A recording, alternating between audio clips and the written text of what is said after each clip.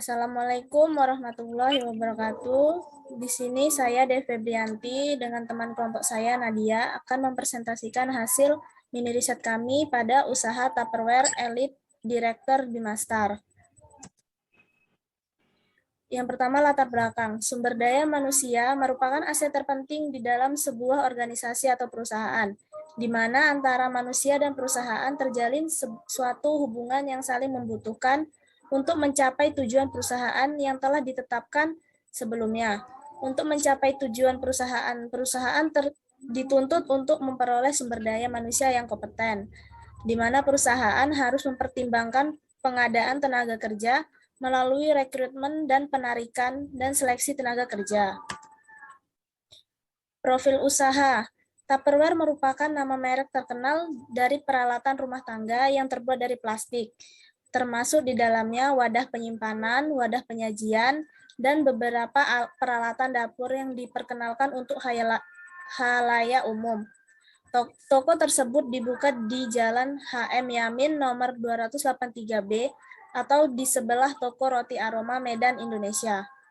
Produk yang dibuat oleh Tupperware adalah toples Tupperware, Tupperware Fusion Master Mincer, kotak makan Tupperware, kanister Tupperware, Tupperware Lunch Set, Tupperware Eco Bottle, Tupperware Crystal Bowl, Tupperware Summer Fresh.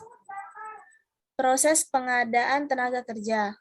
Dari perspektif teori, pengadaan adalah fungsi operasional pertama MSDM. Pengadaan adalah proses penarikan, seleksi, penempatan, orientasi, dan induksi untuk mendapatkan karyawan yang efektif dan efisien membantu tercapainya perusahaan.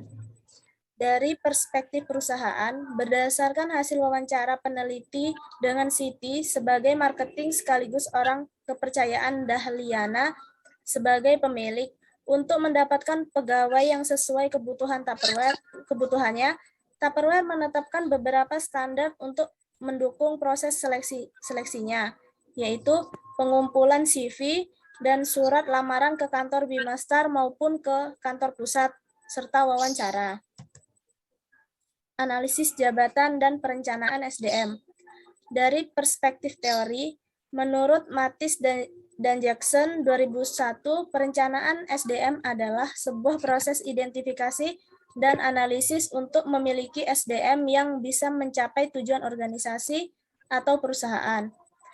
Dari perspektif perusahaan, perencanaan SDM yang dilakukan perusahaan ini adalah dengan menentukan orang-orang yang memang ahli pada bidangnya, sehingga dengan begitu perencanaannya dapat berjalan dengan lancar karena dapat menganalisis dan mengidentifikasi dengan tepat dan pada setiap bidangnya.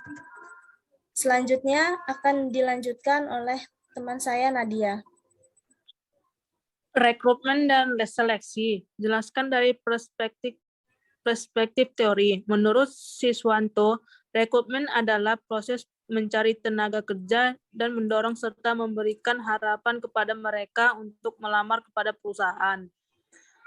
Kalau menurut dari perspektif organisasi, seleksi pada perusahaan ini hampir sama dengan perusahaan lainnya, yaitu mulai dari melihat berkas-berkas yang telah dikirim oleh pelamar, kemudian setelah didapatkan orang-orang yang menurunkan berkas telah memenuhi kriteria yang telah diberikan, maka akan dilakukan sesi wawancara agar lebih tahu kepribadian para calon pekerja ini. Orientasi dan penempatan. Jelaskan dari perspektif teori. Menurut Ingham, menyatakan orientasi adalah sikap dan tingkah laku pegawai merupakan suatu konsep yang dapat menciptakan harmoni dalam bekerja dan sehingga dapat menyebabkan peningkatan kinerja pegawai secara individu dan sebuah perusahaan. Penetapan dari perspektif organisasi, orientasi dalam perusahaan ini adalah 3 bulan masa training yang mana jika dalam waktu itu para pekerja mendapatkan hasil yang baik, maka akan diangkat menjadi karyawan pada perusahaan tersebut.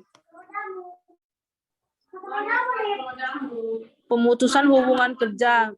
Jelaskan dari perspektif teori, Imam Mulyana dan Setiva juga menyatakan pendapat yang sama di mana PHK terjadi diprakasai atau berasal dari pengusaha karena adanya pelanggaran atau kesalahan yang fatal dilakukan pekerja.